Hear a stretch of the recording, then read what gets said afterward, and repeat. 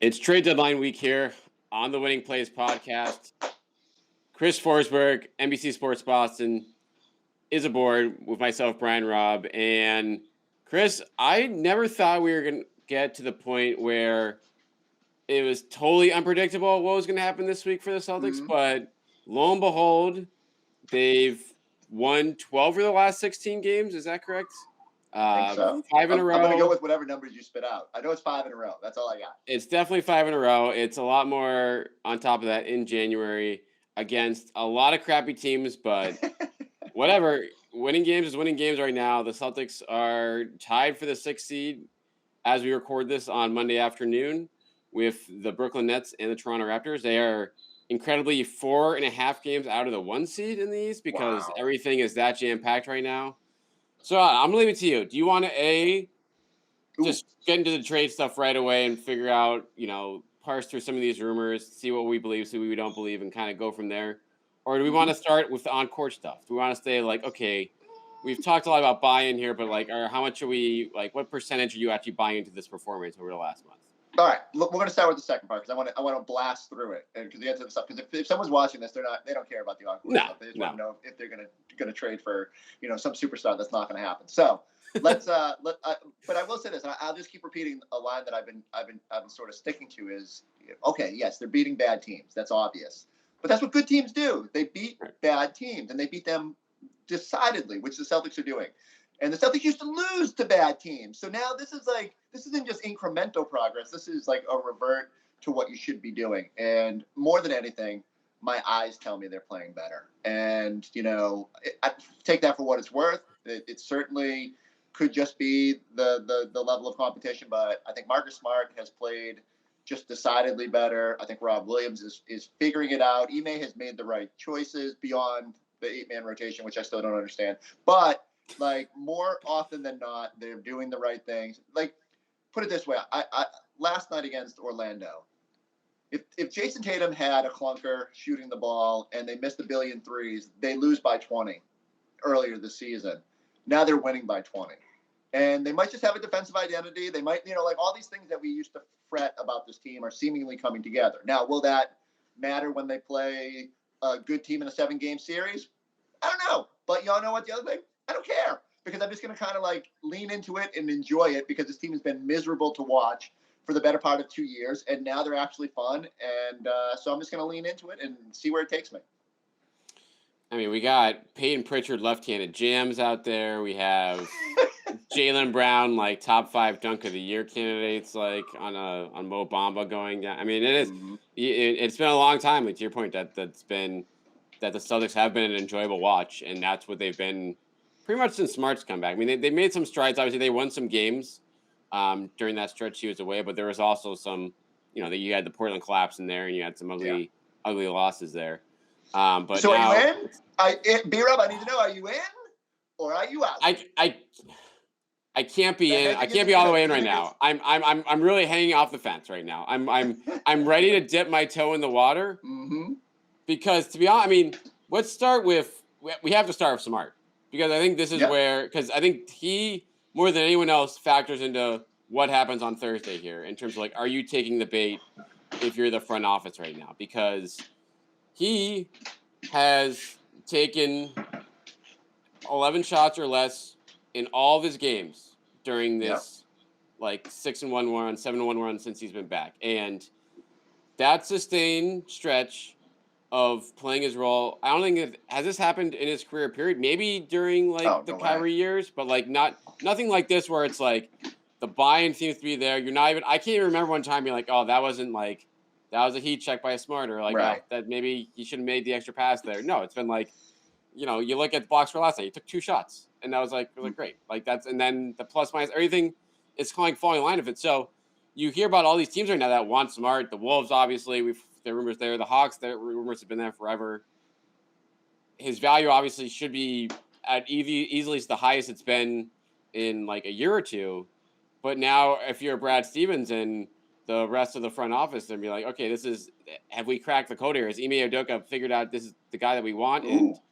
And this is one less thing for us to worry about as we're building around the Jays right now. We got code cracking going on. I wasn't even ready. That's the biggest buy-in, I think, we've gotten from B-Rob. So like, look, I think he's been great, and like, do I know if it's gonna persist through full seasons and into the future? I don't know, but he's gotten paid. He's getting all the accolades for the way he's playing, and he's clearly like the glue of this team. And from the players meeting at the start of the year where he challenged the Jays to coming back and saying they've made the progress that he was talking about the other night. And so I think they're in a good spot with Marcus Smart. And here's the thing too, that I know everyone says, well, can you cash out now? Should you sell high? I still don't think teams are rushing to give you a first round pick, which would at least make you start the conversation or think about like what you got coming back. I don't know if I buy the Beasley rumors. Like, when was the last time the Celtics went after a guy with a checkered past? Like, did that ever happen?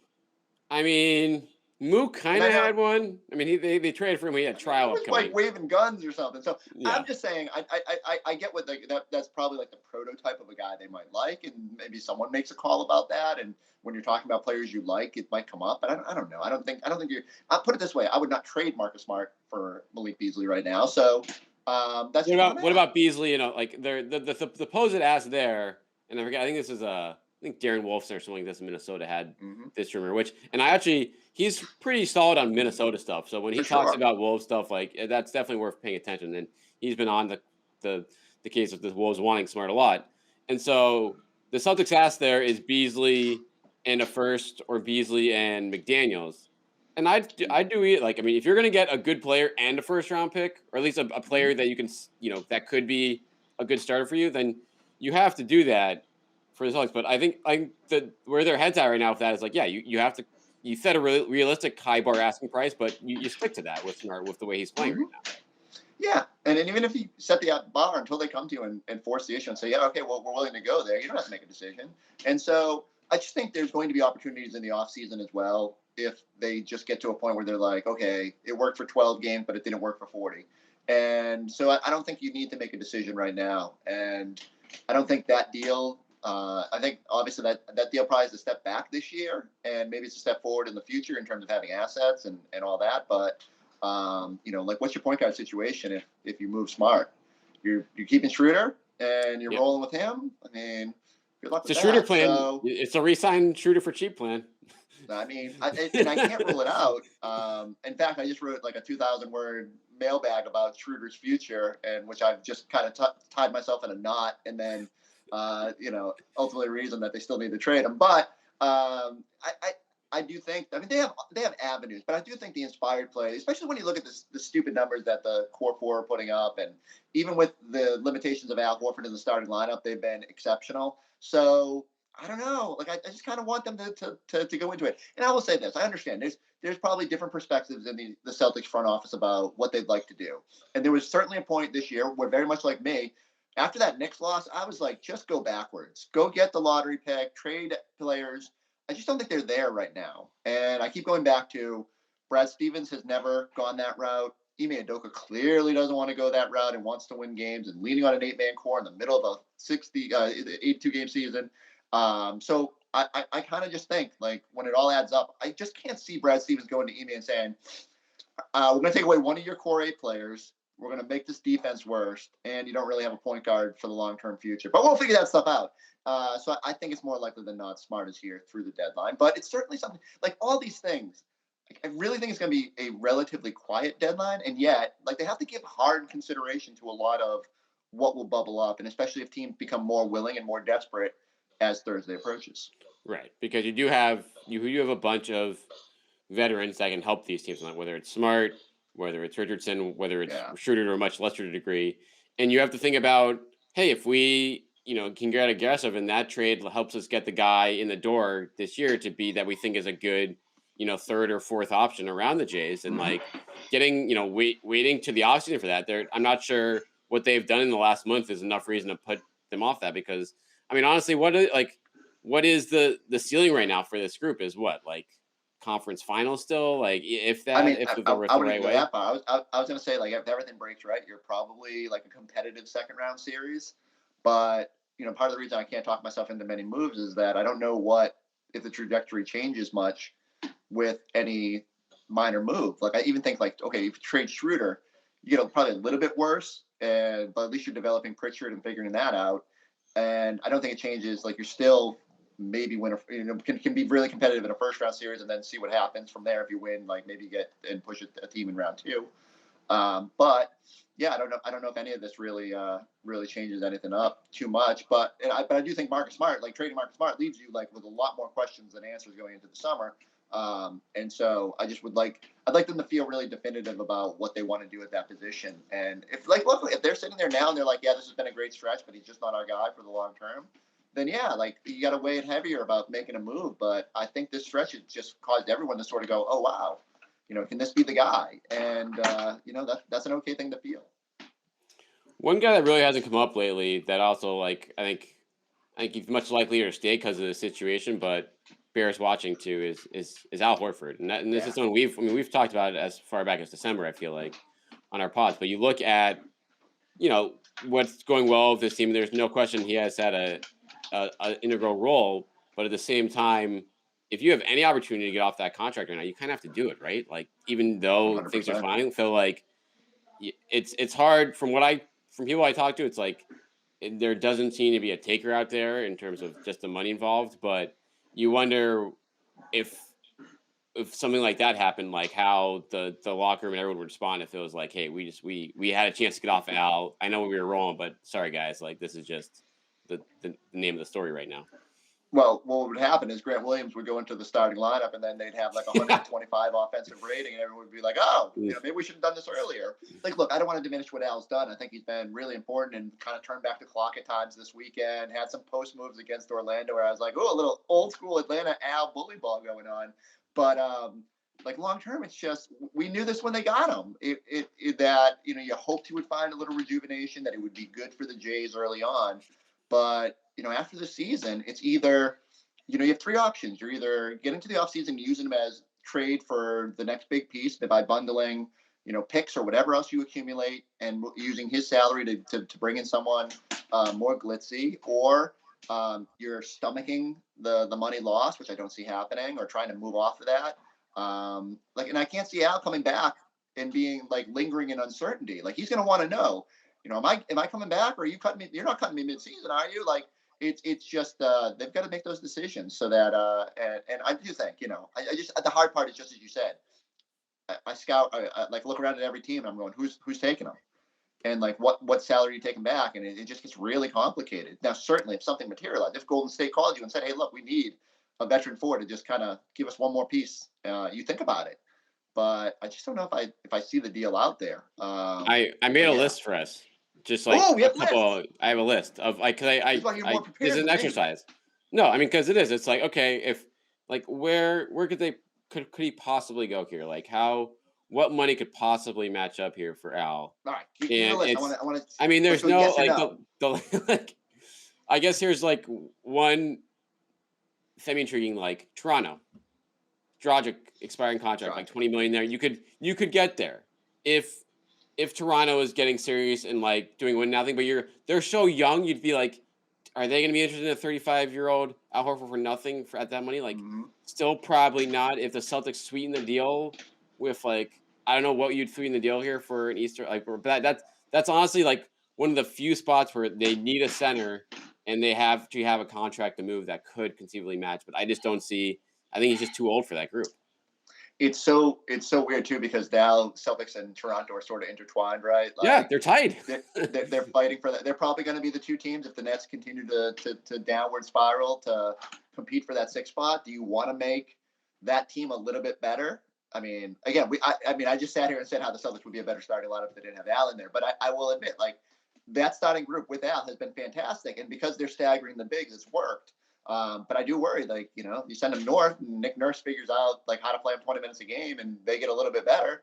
Now all of a sudden, do they get the 6 over you, and you're in the playing land, and we're looking and going, man, probably shouldn't have traded Al Horford.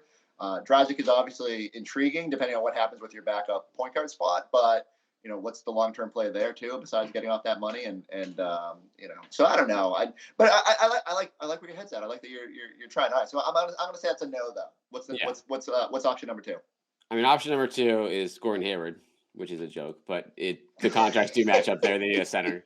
So that's a fun one to throw out. It's what every team needs, but it'll never happen. So right, too bad. And then beyond that, you had a 2-team list. That's not a list.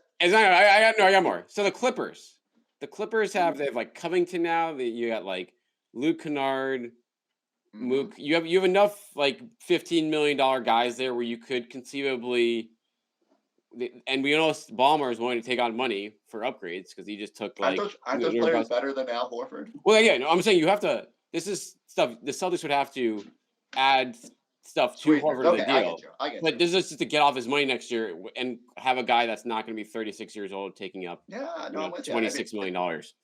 This is the tough part, and why again I just think it's just probably more likely that they have to ride this thing out and figure it out. And that's not a bad thing. Again, those numbers with Al at the starting lineup have been great. And as much as I sat here and screamed about no double big, it's worked. And, I think there'll come a point where they have to infuse more offense on there. But, like, hey, Josh Richardson has been good. Grant's been good in that spot. You can kind of get away with it right now. But it would make the summer a little easier if they could get off of them now, but I find it hard to find the what you're going to take back at this point that somehow uncomplicates the summer. And again, like he could be valuable in whatever deal. Like we say Bradley Beal all the time, but like any $30 million, $26 million player, Al gets that conversation started without having to move something that you actually want to keep. He really does, and so for keeping that in their back pocket, they might just decide, especially if the market looks as dire as it is as we go through these teams here, it's just wait and see. But that's a name to watch here in terms of if they do something there, that's strictly a look ahead to next year and like building the next best possible team as opposed to, it clearly, no matter what happens in that deal, they'd be making themselves worse in the present because no one's going to give anything of value for Al Horford at that money at this point. Wait till the summer and trade him to Oklahoma City. Right? I mean, that is the I wonder what the bidding. I wonder just like what those phone calls are like for Sam Presti right now. He has like whatever $30 million in cap room. You have all these teams around the league that have all these bad contracts or are trying to fill out cap room. Just like the bidding being like, all right, how many extra picks are you going to give us to take this bad contract? You go back to Team X and see what they do for you. That must be a blast for him this week. And like technically they can go into the tax if they wanted to. Like they could take like an owner contract for picks. And like what a position to be in because you don't have to worry about like repeater penalties because you're not going to be good for another couple of years. So what a luxury to have that sort of flexibility. But I don't know. They're going to have a billion draft picks. I don't know what they're going to do with them, but they are valuable. And as soon as they see two guys out there they want, they can be like, all right, SGA, here we go. We're going to go get two more studs to put around you and off you go. Right. That could be a fun team in a year or two. They should trade Westbrook. Well, watch Westbrook get traded back to that right now. I already that like full circle. I mean, we've seen it in a couple of different situations in the last couple of years here, but that would be a lot of fun. And he would go back and he would get like full rejuvenation. He would like actually play for like cost him like a better draft spot or something. But people in OKC would love it. Oh my god. All right, let's talk about Schroder a little bit. We've heard the rumors in the last few days. I mean, the rumors have been around for weeks now, but he talked after the game on Sunday. He said he wanted to be here, but I mean, that's what else is he going to say? But acknowledged obviously those rumors are there. The Bulls and the Bucks are teams that have been tied to him for various reasons. I mean, he has a history of both those coaches and Budenholzer and Billy Donovan in Chicago. Everyone. Here's what drives me nuts, though, Chris. Everyone, when they're talking about Schroder, like, yeah, move Schroder, get under the tax. Right. Newsflash: they don't need to move Schroder to get under the tax. Like they have. Right. They took care of that with Hernan Gomez, and I was like, when the upside of getting that deal early is now they have, like, they don't need to move him just to move him. So if they're at all, if Brad Stevens is in a competitive spirit at all, giving him away to one of those teams, yeah, if you want to trade him one of the teams where you're getting something decent, like okay, but like Troy Brown Jr. in a second round pick does nothing for that's not even just because it's not going to help you, but more of like, why are you helping out the Bulls? Yeah. And I'm with you. That was part of what I was wrestling with as I was writing it today. It's like I think we just become so conditioned to saying move them that I think we forget if I'm Ime Udoka, I'm in Brad's office going, please, there's only 8 guys I trust right now. Right. And you're going to take one of them? Like you would have to at least get back a serviceable player, not necessarily a point guard, because I do think you could get Ime to at least embrace some Peyton Pritchard out there, but you'd need another, wing or four or whatever that they or center, like just somebody that they would feel comfortable with. And so Troy Brown Jr. doesn't do that for me. And we'll see what the Bucks. I mean, I can't imagine the Bucks would be willing to move some of their more important pieces. If you tell me Shemi Ojale is coming back, how does Wes Matthews or Shemi Ojale tickle your fancy? So, I mean, look, if you're keeping Richardson, he can ball handle with the second unit. Tatum's obviously going to play point guard, even with reserve lineups. Like, there's ways to get through without Schroder if he's not here. But I need something. I need something that is actually going to play. And I do love the idea of opening up time for Peyton, and because I think you need to lean into some of these rookies. But I just can't see Ime going into Brad's office and being like, "Yeah, that's the right move." And just like you said, so you're trading him to one team you might see in the playoffs. Didn't we just see this with Jeff Teague? Like, even if you don't want the guy, like they go somewhere and win a title. So let's be careful with that. And the interesting part is the tax stuff. Like you said, there's the one little ball in the air is Jalen's incentives. So LaMelo Ball got picked today to be the replacement for Kevin Durant. I still think they should feel pretty good about it, though, right? Like Jalen, I feel like is like still pretty far down. Like even with LaMelo in, I feel like isn't like Jared Allen the next guy up if someone else gets hurt? We'll see. I guess it would depend on the position, but so like Harden, who knows what's going to happen? That's a good point. Will he be healthy? I'm trying to think. There was one other guy on the list that I said has been out, but like Jimmy Butler gets hurt all the time, so he could be out. Or it's just guy doesn't want to go. Like whatever the case may be. So I don't know. I think there's still an avenue to it, but okay. Like so, let's say that doesn't happen. I mean, Jalen tried pretty hard to get to 65 games last year with a bum wrist. I can't imagine they're going to be able to get him to not get 65 games this year if he's healthy. And he's not going to want to throttle down. So, although when he was walking off with that wrist the other night, I go, oh my God, here we go again. I don't want to put that in. I don't want to put that evil out there because he came out and said it was no big deal. So hopefully it's nothing. But I just feel like, because they don't know the exact numbers until those incentives are off the board, you got to be careful. Is it enough to dump Bol and Dozier and is that, Fernando, whatever? And again, you have to pay to get off of them, whereas maybe you get something for Schroder as an asset. So It's all the balance. Like what's clear, though, is that Schroder is the easiest path to ensuring you stay under, and maybe even like being able to pick up a scrap heap guy or something like that. Maybe you take back and waive, and then you still have a couple of dollars to go get in on that bidding. Whereas everyone's going to say, oh, they didn't get anybody at the trade deadline, but more often it's the buyout guys that tend to be more valuable come the finish line. The problem there is that with so many playoff teams now, the bidding for those guys is going to be crazy. So I don't know. I don't envy it. But I want to ask you this because this was what I spent a lot of the mailbag on, and it was weird trying to a little bit to defend the ownership side of it. Are you okay that they're so hell bent on dodging the tax? All right, the luxury tax. I am fully of the mind it's fine. You don't have a contending team here. Mm-hmm.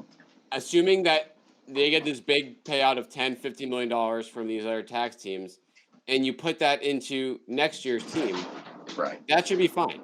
That is a completely justifiable, line of thinking in the middle, particularly in the middle of a pandemic where who knows, Wick Grossbeck is not Steve Ballmer, and that ownership group, I'm sure, has taken some serious losses here. So, yeah, I think that's fine. Like, if you're just dumping Bol and, PJ Dozier to get under it, who cares if you're keeping your core in? If you're dumping useful players to get way under the tax and not getting anything back for them, I think that's where you draw a line and say, okay, this is what is going on here. Are you trying to be competitive in the present while maintaining respectable payroll? That for me is where things get a little dicey. Yeah, and so the thing I've just kind of tried to tell people, and the Ballmer line is the most accurate of it all. It's just there are some teams that can spend to no limits and be a play-in team, and there are teams that just have budgets. And the Celtics, to their credit, I think they've been in the tax 8 times. From 2008 to 2012 or 2013, right before the blow-up, they spent every year. And they paid something like, I want to say it was $75 million in total tax, including 1 year at $12 million, 1 year at $8 million during the 2 years to the finals. And so, they've paid when they think they can compete. this year is not a year where you feel like definitively you can compete. So I get it. And, their budget is always going to be maybe $10 million over the tax line. Well, they were in it during the 18-19 season. Getting under last year essentially took them out of Repeaterville. They could technically dip their toes this year, but then you're looking at by the end of Jason's deal and Robb and Marcus, you're up, and if you re-sign Jalen, you're now over $100 million for 4 players. So you're going to be in the tax. And like those penalties are just going to prohibit how long you can potentially keep open a championship window. So I get it. But I also understand that a fan looking at it goes like, what the hell? Like, isn't it all about winning now and being competitive? And I know that's a balance. And it's hard when you look and like Forbes comes out with their evaluations and the Celtics are worth like $3 billion. And it's like, well, we're equivalent over 15 million. I just think I get it. And while I would love for the Celtics to just splurge, it's a balance. And I get it. I wish they kind of, part of me says they probably should have, they could have alleviated a lot of headaches this year if they had just been willing to pay it last year. But Fournier comes in, and then you're over the line, so you got to deal Tice and Javonte and pieces that could really help you right now. So that complicated matters, and now they're paying the price for that. No, not paying or getting a $50 million rebate because of it, but also paying the price for it. And it's just also an outlier of a year. I mean, the Warriors and Nets are spending so crazy that normally the rebates aren't this attractive, but like you said, in a pandemic, you kind of got to give it. So that's my long-winded way of saying I know people probably don't care a whole lot about this, but if it allows you to spend in the future, that you got to consider it. And it's just like this is still a business. And if someone told you could either get $15 million or pay 10, and it might not change the trajectory of the year, which do you want to do? I think it'd be stupid not to take the money, and hopefully it involves a reinvestment after the season. Well, the thing is, too, it's very possible that this front office can do both, like improve the team at the trade deadline and get under the tax. Like there are ways. Do you have a deal for me? I don't have a deal, but like, well, here's my theoretical for you. It's like, okay, you have pretty much 4 pieces at the end of your bench that are pretty close to dead weight right now. You have Bobo, Doje, Fernando, and I think Enes Freedom is essentially dead weight here at this point. Like, I mean, he's like, sorry, Enes, like you're going to come in handy in certain series, but now, I don't know why Bruno, like he's not even getting run in like garbage time anymore. I don't know whether that's a respect as a veteran type thing or just, but he's not. They've clearly moved away from him for defensive reasons here. So like, you can combine some of those salaries. Maybe you move one of Neesmith and Langford, just because and then you can get some money there, so you can match money with $5 or $6 million. So you get a useful player, a 9th man off the bench, if you will, and then dump 2 other guys to get under the tax in a separate deal, and boom, that could be a trade deadline. And I think honestly that might be the way to. That could be the best way to go about it if they're not going to, take the plunge with any of the real veterans. So my mailbag pitch last Monday was Romeo goes home to Indiana in exchange for Justin Holiday.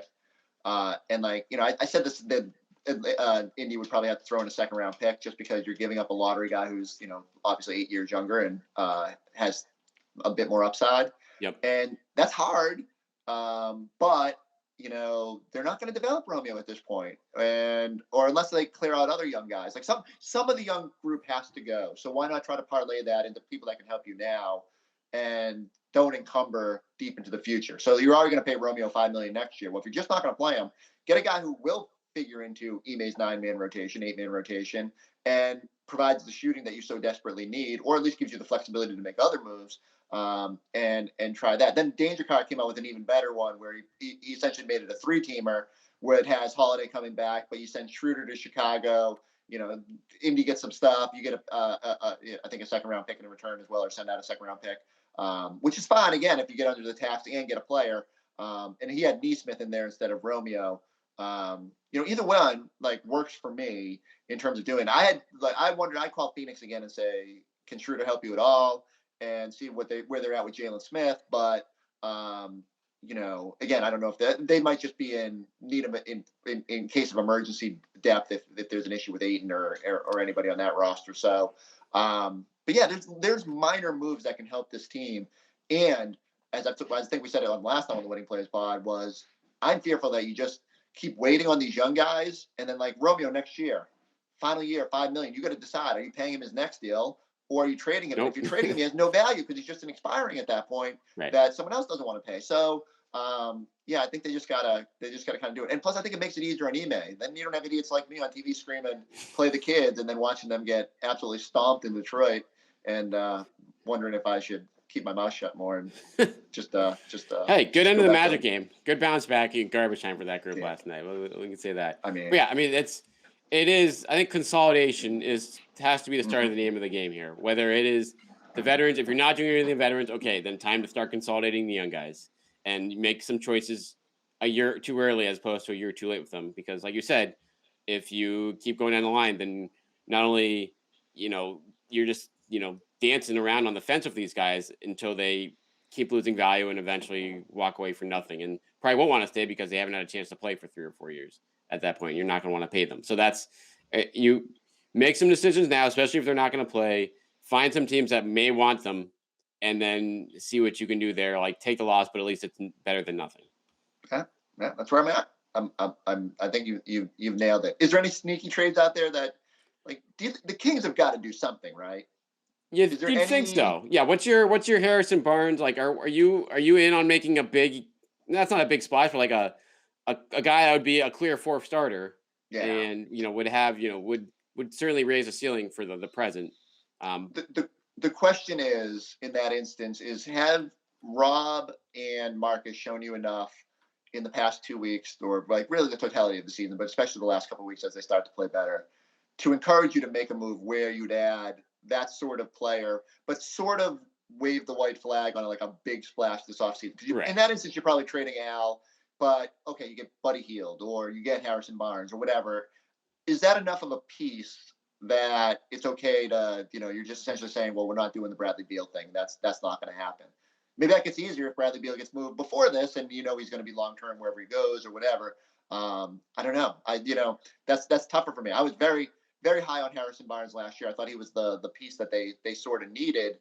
And I think it would be, ideal for what they need right now, but is that sort of the player I want to cash in all in and say, okay, this roster is now set to be a championship contender? I'm a little bit more dicey on that. I think you got to be very cautious with what you do. Now, if the price is Al and not multiple 1st-round picks, and you still have a little bit of flexibility to sort of figure this thing out, it just comes down to how bullish they are on the core 4 and whether these guys are your as I've sort of been leaning into, if Robb's your 3rd star and Marcus is a superstar in his role, are you okay with just filling this thing out with high level role players? And if you are, then maybe you do think about those deals a little bit stronger. But it still just gets tough because I'm saying, well, what does Sacramento do with Al? And unless you're overwhelming them with picks, now you could throw a couple young guys in there because you're not going to. I mean, nice of those guys have value in the deal, but they don't now. That's their problem. Yeah, that's the problem. And if you had played Peyton Pritchard to this point, or Romeo or Aaron, maybe this is easier. Maybe that's more enticing to